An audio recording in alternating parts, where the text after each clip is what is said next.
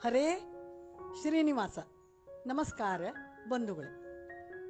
ಹರಪನಹಳ್ಳಿ ಭೀಮವ್ವನವರು ಬುಧ ಬೃಹಸ್ಪತಿ ಹಾಡನ್ನು ತುಂಬ ಸುಂದರವಾಗಿ ಬರೆದಿದ್ದಾರೆ. ಈ ಹಾಡನ್ನು ಶ್ರಾವಣ ಮಾಸದ ಪ್ರತಿ ಬುಧವಾರ ಹಾಗೂ ಗುರುವಾರ ಅವಶ್ಯವಾಗಿ ಕೇಳಬೇಕು. ಇದರಿಂದ ಮನೆಯಲ್ಲಿ ಧನ ಧಾನ್ಯ ಸಂಪತ್ತು ಎಲ್ಲವೂ ವೃದ್ಧಿಯಾಗುತ್ತದೆ.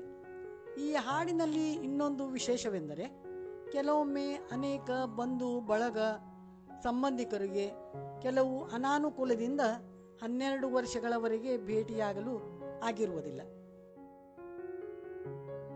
ಆ ಸಂದರ್ಭದಲ್ಲಿ, ಅಂದರೆ 12 ವರ್ಷಗಳ ನಂತರ ಬಂಧು ಬಳಗದವರನ್ನು ಭೇಟಿಯಾಗುವುದಿದ್ದರೆ ಯಾವ ರೀತಿ ದೇವಸ್ಥಾನದಲ್ಲಿ ಭೇಟಿಯಾಗಬೇಕೆಂದು ತುಂಬ ಸುಂದರವಾಗಿ ತಿಳಿಸಿದ್ದಾರೆ.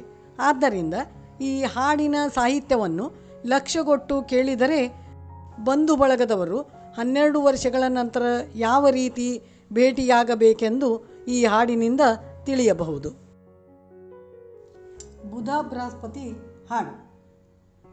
ಕರಿಮುಖದ ಗಣಪತಿಯ ಚರಣ ವಂದನೆ ಮಾಡಿ, ಶಾರದೆಗೆ ಶಿರಬಾಗಿ ಬೇಡಿಕೊಂಬುವೆ ನಾನು. ಒಲಿದೆನಗೆ ವರವ ಕೊಡು ಎಂದು ಅಜಭವ ನಾರದ ಸುಜನರೊಂದಿತ ದೇವ ಮುದದಿ ಮುದ್ದು ಮಹಾಲಕ್ಷ್ಮೀ ನಾರಾಯಣನ ಅಂಬುಜ ಪಾದಕ್ಕೆರಗಿ ನಮೋ ಎಂಬೆ. ಪದುಮನಾಭಹರಿಗೆ ನಿಜ ಭಕ್ತರಾದಂಥ ಬುಧ ಬೃಹಸ್ಪತಿಗಳ ಕಥೆಯ ಪೇಳುವೆ ನಾನು. ಮುದದಿಂದ ಕೇಳಿ ಜನರೆಲ್ಲ, ಇರುತ್ತಿದ್ದ ಬಡವ ಬ್ರಾಹ್ಮಣನೊಂದು ಪಟ್ಟಣದಿ ಮಡದಿ ಮಕ್ಕಳು 4 ಮಂದಿ ಸುತರು. ಸಖಿಯರೊಡಗೂಡಿಕೊಂಡು ಸುಖದಿಂದ ಒಬ್ಬೊಬ್ಬ ಸುತೆಗೆ ಇಬ್ಬಿಬ್ಬರು ಗಂಡು ಮಕ್ಕಳು. ವಿದ್ಯುಕ್ತದಿಂದ ಜಾವಳ ಜುಟ್ಟು ಉಪನಯನ ಶುದ್ಧಾತ್ಮರಾಗಿ ಇರುತಿಹರು. ಪ್ರಾತಃ ಕಾಲದಲ್ಲೆದ್ದು 4 ಮಂದಿ ಸುತರು ಗೋಪಾಳ ಜೋಳ 4 ಸೇರು ಕಾಳು ತಂದಾಕುವರು ಅರ್ಧ ಗ್ರಾಸವನು. 3 ಪಾವು ಹಿಟ್ಟು ಮುಂಜಾನೆ ಇಟ್ಟು ಮುಂದುಳಿದ ಗ್ರಾಸವನು ಬುತ್ತಿ ಅಂಬಲಿ ಕಾಸಿಕೊಂಡು ಕಾಲವ ಕಳೆಯುವರು. ಒಂದಾನೊಂದು ದಿನದಿ ಬಂದರಿಬ್ಬರು ದ್ವಿಜರು ಮಂದಿರದ ದ್ವಾರದಲ್ಲಿ ನಿಂತು ಕೂಗುತ್ತಲಿರೆ. ಬಂದಳೊಬ್ಬಳು ಹಿರಿಯ ಸೊಸೆ ತಾನು. ದಾರು ಬಂದವರು ನಿಮ್ಮ ನಾಮವೇನೆಂದನಲು ಬಾಗಿ ಶಿರವನು ಚರಣಕ್ಕೆ ವಂದನೆ ಮಾಡಿ ಬಹಳ ಭಕ್ತಿಯಲ್ಲಿ ಕರೆದಳು. ದಾರಾದರೆ ನಮ್ಮ ಬಾಯಾರಿ ಬಳಲಿಯೆವು, 3 ನಿರಾಹಾರ ಮಾಡಿ ಬಂದೆವು ನಾವು. ನಮಗೆ ಆಹಾರವ ಕೊಟ್ಟು ಕಳಿಸೆಂದರು. ಭಿಕ್ಷೆಗೆ ಹೋದವರು ಈ ಕ್ಷಣ ಬರುವರು, ಅರೆ ಕ್ಷಣ ನೀವು ತಡೆದರೆ ಜೋಳದ ಭಕ್ಷವನ್ನು ಬಡಿಸುವೆನು. ಹೊತ್ತು ಬಹಳಾಯಿತು ಹಸಿದು ನಮ್ಮ ಹೊಟ್ಟೆಗೆ, ತುತ್ತನ್ನ ಕೊಟ್ಟರೆ ಅದನ್ನುಂಡು ನಾವೀಗ ತೃಪ್ತರಾಗಿ ಹರಸಿ ನಡೆದೆವು. ಮಡಿ ಉಟ್ಟು ಮಾಡಿದಳು ಮುಂಜಿ ಮಣಿಗಳಿಗಳಿಗೆ, ತಡೆಯದೆ ನೀವು ಸ್ನಾನ ಮಾಡಿ ಬನ್ನಿರಿ ಎಂದು ದೃಢ ಭಕ್ತಿಯಿಂದ ಕರೆದಳು. 4 ಭಕ್ಕರಿಯೊಳಗೆ 8 ಅರ್ಧವನು ಮಾಡಿ 8 ಮಕ್ಕಳಿಗೆ ಬಡಿಸೋ ಗ್ರಾಸವನು ಸಂತೋಷದಿಂದ ಬಡಿಸುವೆನು. ಸ್ನಾನ ಸಂಧ್ಯಾ ವಂದನೆಯ ಮಾಡಿ ಬಂದೆವು ಎನ್ನಲು ತಾನು ಎಡೆ ಮಾಡಿ 2 ಭಕ್ಕರಿಯ ನೀಡಿದಳು ಬಾಳ ಹರುಷದಲ್ಲಿ. ಬೆಲ್ಲ ಬೆಣ್ಣೆಯ ತುಪ್ಪ ಕರಣಿ ಕರಣಿ ಕೆನೆ ಮೊಸರು ನುಣ್ಣನೆ ತೊವ್ವೆ ಅರೆದ ಕೊಬ್ಬರಿ ಖಾರ ಉಣ್ಣಿರೆಂದೆನುತ ಹಾಕುತ್ತಿದ್ದಳು. ಸಡಗರದಿ ಅದನುಂಡು ಕುಡಿದು ಮೇಲ್ಮಜ್ಜಿಗೆಯನು ಒಡೆದಡಿಕೆ ವೀಳ್ಯವ ಕೊಟ್ಟು ನಿಮ್ಮ ನಡೆವ ಹೆಸರು ಹೇಳಬೇಕೆಂದಳು. ಇಂದು ಸುತನು ಸುರರ ಗುರು ಎಂದು ಪೇಳುವರು ಯಮಗೆ ಬಂದೆವು ನಾವು ಬುಧ ಬೃಹಸ್ಪತಿಗಳು ಆನಂದವಾಯಿತು ನಮಗಿಂದು. ಅನ್ನ ಬೇಕಾದರೆ ಅಡುಗೆ ಒಲೆಯ ಗೋಡೆಯಲಿ ನಮ್ಮನ್ನು ಬರೆದು ಪೂಜೆ ಮಾಡಿದರೆ ಅನ್ನವನು ಕರೆದು ನಾವು ಕೊಡುವೆವು. ಭಾಗ್ಯ ಬೇಕಾದರೆ ಬರೆದು ಪೆಟ್ಟಿಗೆಯಲಿ ಬಹಳ ಭಕ್ತಿಯಿಂದಲಿ ಪೂಜೆ ಮಾಡಿದರೆ ಭಾಗ್ಯ ಕೊಡುವೆವೆಂದು ಹೇಳಿ ನಡೆದರಾಗ. ಸುಣ್ಣ ಸಾರಣೆ ಮಾಡಿ ಬಣ್ಣ ಚಿತ್ರವ ಬರೆದು ಚೆನ್ನಾಗಿ ಬರೆದು ಬುಧ ಬೃಹಸ್ಪತಿಗಳನ್ನು ಮನ್ನಿಸಿ ಪೂಜೆಯ ಮಾಡಿದರು. ಹಚ್ಚಿಟ್ಟು ದೀಪ ಗಂಧಾಕ್ಷತೆಯ ಫಲಪುಷ್ಪ ಉತ್ರಾಣಿ ಅಕ್ಕಿ ಮಂತ್ರಾಕ್ಷತೆ ಮಾಡಿ ಭಕ್ತಿಲೇ ಪೂಜೆಯನ್ನು ಮಾಡಿದರು. ಗೋಪಾಳಕ್ಕೆ ಹೋದಲ್ಲಿ ಗೋಧಿ ಬೇಳೆ ಅಕ್ಕಿ ಹಾಕುವರು ತಂದು 4 ಬೀದಿಯಲ್ಲಿ ಗಂಟು ತಾವು ಇಟ್ಟು ಹೊತ್ತಾರು ಹೆಗಲಲ್ಲಿ. ಹಿಡಿಜೋಳ ಬೇಡಿದರೆ ಪಡಿಜೋಳ ಹಾಕುವರು ಬಡವರು ನೀವು ಬನ್ನಿರೆಂದು ಕರೆದು ಹಿಡಿ ಹಿಡಿ ರೊಕ್ಕವ ಕೊಡುತ್ತಿಹರು. ಬರದಿಂದ ಬಂದಾಗ ಸುರುವಿದರು ಧಾನ್ಯವನು ಬರೆದಂಥ ಗೊಂಬೆಯನು ನೋಡಿ ಕೇಳಿದರವರ ವಿವರವನು ಹೇಳಬೇಕೆಂದು. ಇವರು ಬುಧ ಬೃಹಸ್ಪತಿ ಎಂಬ ದೇವತೆಗಳು ಇವರು ಬಂದೆಮ್ಮ ಮನೆಯ ಊಟವನುಂಡು ಒಲಿದು ವರವ ಕೊಟ್ಟು ನಡೆದರು.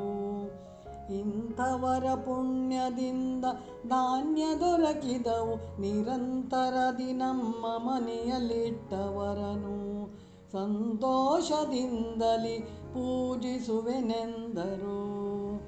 ಬಹಳ ಅನ್ನವ ಮಾಡು ಜೋಳದ ಭಕ್ಕರಿ ಮಾಡು ಬೇಳೆಯ ತೊವ್ವೆ ಬೆಲ್ಲ ಬೆಣ್ಣೆಯ ತುಪ್ಪ ಎಲ್ಲ ನೈವೇದ್ಯಕ್ಕೆ ಇಡಿರೆಂದು. ದಿನ ದಿನಕ್ಕೆ ಧನ ಧಾನ್ಯ ಘನವಾಗಿ ಬರುವುದು ಮನೆಯಲ್ಲಿ ಸುಖವು ಮನೆಗೆ ಬಂದ ದೇಶ ನೋಡಿಕೊಂಡು ಬರುವೆನೆಂದನು. ಅರೆ ಹೊಟ್ಟೆ ದಾರಿದ್ರ್ಯ ಇಂದಾಯಿತು ಸರ್ವ ರಾಜ್ಯವನ್ನು ನೋಡಿ ಬರುವೆನೆಂದು ಹೊರಟನೊಬ್ಬ ಹಿರಿಯ ಮಗನು ತಾನು. ಚಂದ್ರಾವತಿಯಲ್ಲಿ ಚಂದ್ರಶೇಖರನೆಂಬ ರಾಜನು ಅಂದು ಸ್ವರ್ಗಸ್ಥನಾಗಿರಲು ರಾಜ್ಯಕ್ಕೆ ಮುಂದೊಬ್ಬ ಅರಸನು ಬರಲೆಂದು ಆನೆಯ ಕರದಲ್ಲಿ ವನಮಾಲೆಯ ಕೊಟ್ಟರಾಗ ತಾನು ಓಡುತ್ತ ಹೋಗಿ ಆ ದ್ವಿಜನ ಕೊರಳಲ್ಲಿ ಹಾಕಿ ತಾಗಾನೆ ಬಹಳ ಹರುಷದಲ್ಲಿ ಬಡವ ಬ್ರಾಹ್ಮಣ ಇಂಥ ಪೊಡವಿ ಪಾಲಕತನವ ಕೊಡಲಾಗದು ನಡೆ ನಡೆ ನಡೆಯೆಂದು ದೂಡಿದರು ಊರ ಹೊರಗಾಗ. ಮತ್ತೊಮ್ಮೆ ಮಾಲೆಯ ಕೊಟ್ಟರೋಡುತ್ತ ದ್ವಿಜನ ಕುತ್ತಿಗೆಯಲ್ಲಿ ಹಾಕಿ ತನ್ನ ಸೊಂಡಿಲಿನಿಂದ ಎತ್ತಿಕೊಂಡು ಒಯ್ತು ಆ ಗಜವು.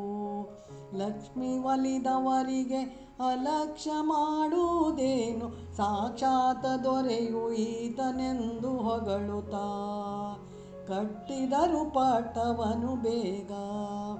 ಅರಸಾಗಿ ನಮ್ಮವರ ಕರೆಸಿಕೊಂಬುವನೆಂದು ಬರೆಸಿ ಭಕ್ತಿಯಲ್ಲಿ ಬುಧ ಬೃಹಸ್ಪತಿಗಳನೇ ಹರುಷದಲ್ಲಿ ಪೂಜಿಸುತ್ತಲಿದ್ದ. ಮತ್ತವರ ಮಂದಿರಕ್ಕೆ ಬಂದರು ಬುಧ ಬೃಹಸ್ಪತಿಗಳು. ಸ್ವಸ್ಥವೇ ಕ್ಷೇಮವೇ ಎಂಬಂತೆ ವಾರ್ತೆಯನು ಕೇಳಿದರು ಪರಮ ಕರುಣದಿಂದ. ಕರಮುಗಿದು ಕರೆ ತಂದು ಚರಣಕ್ಕೆ ವಂದನೆ ಮಾಡಿ, ಪರಮ ಆದರದಿ ಪೀಠವನೆ ಹಾಕಿಕೊಳ್ಳಿರಿಸಿ. ಕ್ಷೇಮವು ನಿಮ್ಮ ಕರುಣದಿಂದೀಗ ಬಂದಿರಿ ದಯಮಾಡಿ ಉಂಡು ಹೋಗಿ ಎನ್ನುತ್ತ ಮಂಡಿಗೆ ಪೇಣಿ ಮಾಡುವುದಕ್ಕೆ ಮರಗೋದಿ ತಂದಳು ಸಕಲ ಸಾಹಿತ್ಯ. ನಮಗೇನು ಬೇಡಮ್ಮ ನೌಲಿ ಪಾಕದ ಭಕ್ಷ, ನವನೀತ ಶಾಖ ಶಂಕರ ಗಂಡನಡಿಗೆ ಸವಿಯಾಗಿ ಮಾಡಿ ಬಡಿಸೆಂದರು. ಮೃಷ್ಟಾನ್ನವು ಜೋಳಿದಿಟ್ಟಿನ ಭಕ್ಕರಿಯು, ತುಪ್ಪ ಕೆನೆ ಮೊಸರು ತುಂಬಗಾಯಿ ರುಚಿಯಾದ ಚಟ್ಟಣಿ ಶಾಖ ಸೂಪ ಶಾಲ್ಯಾನ್ನ ಜೋಡಿಸಿ ಮಣೆಯ ಹಾಕಿ ಜ್ಯೋತಿಗಳ ಹಚ್ಚಿಟ್ಟು ಕೂಡಿಸಿದಳಾಗ ಕೂಡಿ ಬಾಳೆ ಎಲೆ ಹಾಕಿ ಮಾಡಿದಡಿಗೆಯ ಬಡಿಸಿ ಭಕ್ತಿಯಲಿ ಉಂಡು ಕೈ ತೊಳೆದು ವೀಳ್ಯ ತಕ್ಕೊಂಡು ಸಂಭ್ರಮದಿಂದ ಸಾಮ್ರಾಜ್ಯವನಾಳಿರೆಂದು ಒಲಿದು ವರವ ಕೊಟ್ಟು ನಡೆದರು. ಒಂದು ದಿನ ಮಕ್ಕಳು ಬಂದು ಕೋಪದಿ ಬರೆದ ಗೊಂಬೆಯನ್ನು ಅಳಿಸಿ ಅಡಿಗೆಯನು ಎಳೆ ತಂದು ಉಂಡರು ನೈವೇದ್ಯಕ್ಕೆ ಇಡದಾಗೆ. ಅಂದಿನಿಂದಲೇ ಬಂದಿತು ದಾರಿದ್ರ್ಯ, ಒಂದು ಸೆರೆ ಕಾಳು ಹುಟ್ಟದಂತಾಯಿತು.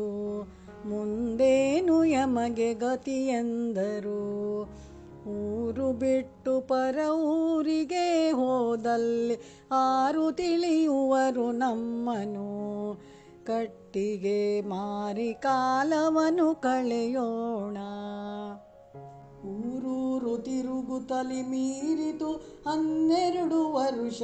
ಮಾರುತಲಿ ಹೋಗಿ ಮಗನು ದೊರೆಯುವಾದಂತ ಶಹರಕ್ಕೆ ಹೋಗಿ ಸೇರಿದರು. ಗುಡ್ಡವ ತಿರುಗಿ ದೊಡ್ಡ ಹೊರೆಗಳ ಹೊತ್ತು ದಡ್ಡಿ ಬಿದ್ದವು ನಮ್ಮ ಉದರಕ್ಕೆ. ದುಡ್ಡುಗಳು ದೊರೆಯವೆಂದೆನುತ ಅರಸನ ಮನೆಯಲ್ಲಿ ಅರೆಸುತ್ತಿದ್ದರು. ಗಚ್ಚು ಧರಿಸಿ ಕಟ್ಟಿಗೆಯ ದಣಿಯಲಾರದೆ ಗಚ್ಚು ಅರೆಯುವ ಕೆಲಸಕ್ಕೆ ಹೊಂದಿದರು. ಒಂದು ದಿನ ಆ ರಾಜ ಬಂದು ಬಾಜಾರಕ್ಕೆ, ತಾಯಿ ತಂದೆ ಅಣ್ಣ ತಮ್ಮಂದಿರ ಹೆಂಡರು ತನ್ನ ಸತಿಸುತರ ನೋಡಿ ಹರುಷದಲ್ಲಿ ದೊರೆತಾನು ತಮ್ಮವರ ಗುರುತು ತಿಳಿದ ಕ್ಷಣದಿ ಅರಿತುಕೋ ಇವರ ವರ್ತಮಾನವೆಂದು ಕಳಿಸಿದನು ಮಂತ್ರಿಯನು ಬೇಗ. ದಾವದೇಶವು ನಿಮ್ಮ ನಾಮವೇನೆಂದೆನಲು ಹೇಳಿದರು ತಮ್ಮ ಸಕಲ ವೃತ್ತಾಂತವನು ಕೇಳಿ ಸಂತಾಪದಿಂದಾಗಿ. ಬಾಳ ಸಾಮುದ್ರಿಕ ಬಲ್ಲ ಸಿದ್ಧಾಂತಿಯನು ಕೇಳಿದನು ಕರೆಸಿ ಮೀರಿ 12 ವರ್ಷ. ಮೋರೆ ಭೆಟ್ಯಾಗೋ ತೆರನಾಗೆ ಕೊಪ್ಪರಿಗೆ ತೈಲವನು ತುಂಬಿಟ್ಟು ದೇವಾಲಯದಿ ಸುತ್ತ ನಿಂತೆಲ್ಲ ಸುಮುಖವನ್ನೇ ನೋಡಿದರೆ ಮುತ್ತಿದಕ್ಕೆ ದೋಷವಿಲ್ಲೆಂದ್ರು. ದೂತರನ್ನೇ ಕಳಿಸಿ ತನ್ನ ಮಾತಾಪಿತರ ಬಳಿಗೆ ನೀ ತಡೆದೋಗಿ ಅವರಲ್ಲಿದ್ದ ಸಕಲ ಸಂತಾಪವನ್ನು ಬಿಡಿಸಿ ಬಾರೆಂದ. ಹಿರಿಯ ಮಗ ದೊರೆಯಾಗಿ ಇರುವ ಈ ಊರಲ್ಲಿ ಪರಮ ಪುಣ್ಯ ಭಾಗ್ಯಶಾಲಿಗಳೆಂದು ಅರುಹಿದನು ಅವರಿಗೆ ವಾರ್ತೆಯನು. ಮಗನ ವಾರ್ತೆಯನ್ನು ಕೇಳಿ ಮನದಲ್ಲಿ ಗುತಲಾಗ ಜನನಿ ಜನಕ ತಮ್ಮಂದಿರು ಹೆಂಡಿರು ತನ್ನ ಸತಿಸುತರು ಕೇಳಿ ಹರುಷದಲ್ಲಿ ಬಹಳ ಸಾಮುದ್ರಿಕೆ ಬಲ್ಲ ಸಿದ್ಧಾಂತಿಗಳ ಕರೆಸಿ ಮೀರಿತು 12 ವರುಷ ಮಾರಿ ಭೆಟ್ಟಿಯಾಗಲು ಹೇಗೆ ಕೊಪ್ಪರಿಗೆ ತೈಲವನ್ನು ತುಂಬಿಟ್ಟು ದೇವಾಲಯದಿ ಸುತ್ತ ನಿಂತು ನಿನ್ನ ಮುಖವ ನೋಡಿದರೆ ಅದಕ್ಕೆ ಮತ್ತೇನು ದೋಷವಿಲ್ಲೆಂದರು. ಊರು ಶೃಂಗರಿಸಿ ಬೀದಿ ತೋರಣ ಕಟ್ಟಿ ಸಾಧು ಶ್ರೀಗಂಧ ಪರಿಮಳದ ತಳಿಯನ್ನು ಕೊಟ್ಟು ಬೇರಿನ ಗಾರಿ ವಹಿಸುತ್ತಲೀ ತೇಜಿ ಗಜ ಪಲ್ಲಕ್ಕಿ ಕಾಜಿನಂದದಿರತವು ಬಾಜಾರದೊಳಗೆ ಬಾಜಾ ಭಜಂತ್ರಿಯನು ಊದುವ ಕಾಳಿ ಕಡಿಮೆಯಿಲ್ಲ. ಇರಿಸಿ ಎಲ್ಲರಿಗೆ ವಸ್ತ್ರವ ಉಡಿಸಿ ದಿವ್ಯಾಂಬರವ ಕಳಿಸಿದನು ಮುತ್ತು ಮಾಣಿಕ್ಯದಾಭರಣ ಇಡಿಸಿ ಹೂಮಾಲೆ ಮುಡಿಸುತ್ತಲೀ ನಡೆಮುಡಿ ಹಾಸುತ್ತಲಿ ಹಿಡಿದರು ಛತ್ತರಿಗೆ ಹಿಡಿ ಕೊಡುತ್ತ ಹೊನ್ನು ಬ್ರಾಹ್ಮಣರಿಗೆಲ್ಲ ಸಡಗರದಿ ನಡೆದು ಗುಡಿಗೆ ಆಗ ಎಣ್ಣೆಯೊಳು ಬಗ್ಗಿ ಎಲ್ಲರೂ ಮುಖ ನೋಡಿ ಅಣ್ಣ ತಮ್ಮಂದಿರು ಹೆಂಡಿರು ತನ್ನ ಸತಿಸುತರು ಮನ್ನಿಸಿದ ತಾಯಿ ತಂದೆಗಳ ತುಪ್ಪದ ದೀವಿಗೆಯು ಕರ್ಪೂರದಾರತಿಯ ದ್ರಾಕ್ಷಿ ಖಜ್ಜೂರ ಕದಳಿ ನಾರಿಕೇಳ ಫಲ ಸಮರ್ಪಣೆಯ ಮಾಡಿದರು ಹರಿಗಾಗ ಗಂಧ ಅರಿಶಿಣ ಕುಂಕುಮ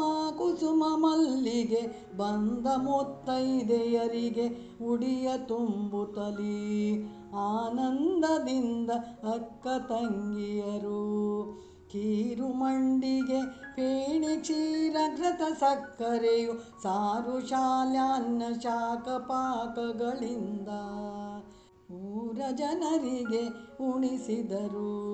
ದಕ್ಷಿಣೆ ತಾಂಬೂಲ ತಕ್ಕೊಂಡು ಕೊಂಡಾಡುತ್ತಲಿ ಲಕ್ಷಾಧಿಕಾರಿ ನೀನಾಗೆಂದು ಜನರೆಲ್ಲ ಮಂತ್ರಾಕ್ಷತೆಯ ಹಾಕಿ ಹರಸಿದರು.